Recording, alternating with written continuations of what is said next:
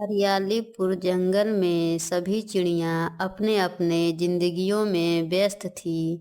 कुछ ही दिनों में बरसात का मौसम शुरू होने वाला ही था, लेकिन सभी चिड़ियों को पेट भर भोजन मिल रहा था, इसलिए बरसात के मौसम का कोई चिंता नहीं था। उसी जंगल में एक माधुरी नाम की तोती रहती थी। माधुरी जानती थी कि कुछ ही दिनों में बरसात शुरू होने वाला था और उन्हें भोजन नहीं मिलने वाला है।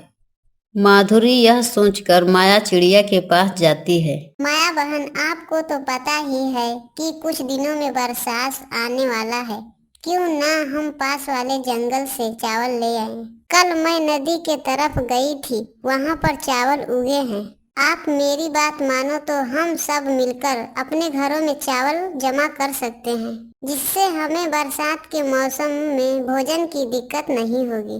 बरसात के मौसम में हमें भोजन की कोई परेशानी नहीं होगी। अब मौसम बदल गए हैं और अब बरसात ज्यादा नहीं होगी। माधुरी, 1-2 दिन में बरसात खुद बंद हो जाएगी और नदी तो बहुत दूर है, मैं उतनी दूर नहीं जा सकती। कोई बात नहीं माया बहन, मैं तो आपको आगाह करने आई थी। माधुरी तोती वहाँ से उड़ती है और कन्ना कौवे के पास जाती है। कन्ना भैया, मैं बहुत परेशान हूँ। माधुरी, तुम तो हर समय परेशान ही दिखती हो। कन्ना भैया, हमने तो बरसात के लिए कुछ भी जमा नहीं किया है।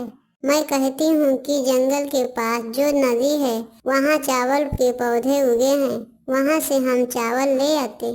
तुम मुझसे उम्मीद लगा रही हो कि मैं उतनी दूर नदी तक उड़कर जाऊंगा। अगर तुम्हें जरूरत है तो जाओ, चावल ले आओ।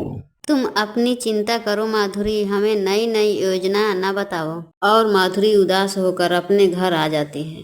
पता नहीं इन पक्षियों को बारिश की चिंता क्यों नहीं होती है। मम्मा, मैं आपके साथ चावल लेने चलूंगा। मैं भी आपके साथ काम करूंगा। मेरा बेटा कितना समझदार है। बेटा, हम कल ही चावल लेने चलेंगे। और कल ही माधुरी और उसका बेटा मीकू चावल लेने नदी के पास चले गए। मम्मा, यहाँ तो बहुत सारे चावल हैं। हाँ बेटा, हमें अभी सारे दाने इकट्ठा करना होगा। अगर बरसात शुरू हो गई तो सारे दाने बेकार हो जाएंगे। और फिर माधुरी और उसका बेटा चावल इकट्ठा करने लगते हैं। मम्मा, आप जाओ, ये चावल घर में रख कर आओ। हाँ बेटा, मैं अभी आती हूँ। माधुरी, तुम पागल हो गई हो क्या? बरसात अभी शुरू भी नहीं हुई है और तुम्हें पहले ही चिंता होने लगी। माधुरी कौवे के बात पर ध्यान न देते हुए आगे बढ़ जाती है। वापिस आते हुए माधुरी कौवे से कहती है, कन्ना भैया, अगर आपको चावल इकट्ठा करना हो तो आ जाओ। अगर बरसात शुरू हो गई तो मुझे मत कहना। जाओ जाओ, तुम ही करो बरसात की तैयारियां, मुझे जरूरत नहीं है।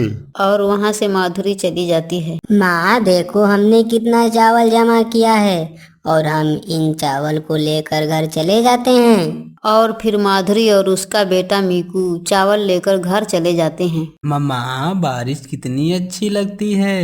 हाँ मेरे बेटे, अब हमें कोई फिक्र नहीं है। देखो बरसात कितनी अच्छी लग रही है। दोनों माँ बेटे बातें करते करते बारिश का मजा लेते हैं।